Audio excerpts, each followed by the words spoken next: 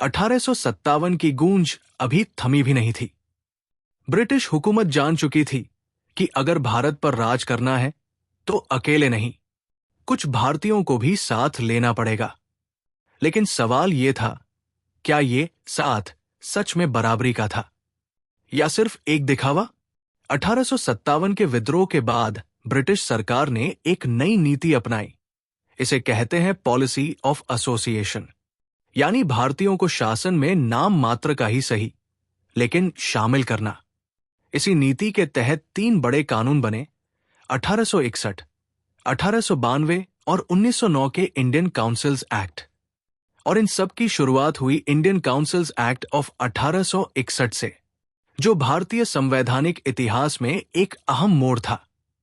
पहला बदलाव, भारतीय भी कानून बनाने में शामिल। पहली बार भारत की लेजिस्लेटिव काउंसिल में कुछ भारतीयों को गैर आधिकारिक सदस्य के तौर पर नामित किया गया। 1862 में वाइसरॉय लॉर्ड कैनिंग ने 3 नाम चुने: राजा ऑफ बनारस, महाराजा ऑफ पटियाला और सर दिनकर राव। लेकिन याद रहे, ये सिर्फ सलाह दे सकते थे, असली सत्ता अब भी अंग्रेजों के हाथों में थी। दूसरा बदलाव, विकेंद्रीकरण की शुरुआत। ब्रिटिश राज लंबे समय से सत्ता को कलकत्ता में केंद्रीकृत कर रहा था। 1773 के रेगुलेटिंग एक्ट से शुरू होकर 1833 के चार्टर एक्ट तक 1861 का अधिनियम इस धारा को पलटता है। बॉम्बे और मद्रास को फिर से अपने स्थानीय मामलों पर कानून बनाने का अधिकार मिला। यही प्रक्रिया आगे चलकर 1937 में प्रांतों को लगभग पूरी आंतरिक स्वायत्तता तक ले गई।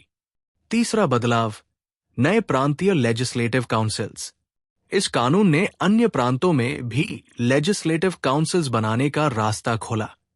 बंगाल 1862, नॉर्थ वेस्टर्न प्रोविंसेस 1886 और पंजाब 1897 में।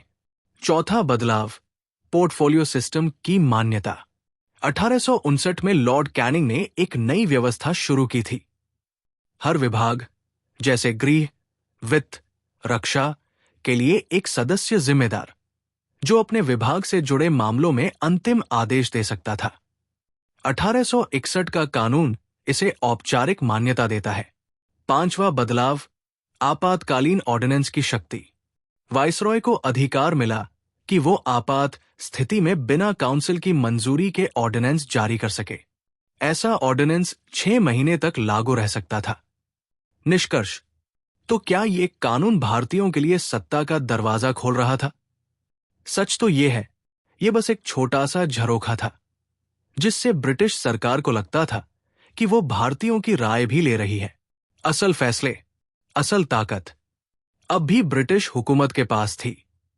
लेकिन हां, यही 1861 का अधिनियम आगे चलकर 1892 और 1909 के सुधारों की नींव बना और धीरे धीरे भारत की संवैधानिक यात्रा को आगे बढ़ाया।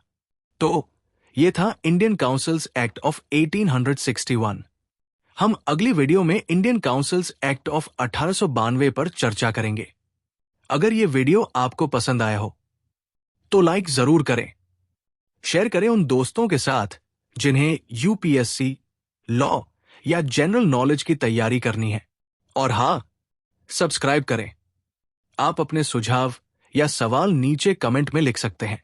यूपीएससी एंड कॉम्पिटिटिव एग्जाम की गाइडेंस या मेंटरशिप के लिए संपर्क करें। Our contact information is given in description. धन्यवाद। मैं हूं कृणाल ठाकुर। मिलते हैं अगले भाग में संविधान और कानून के प्रमुख अनुच्छेदों और उनके व्यावहारिक प्रभाव के साथ। जय हिंद।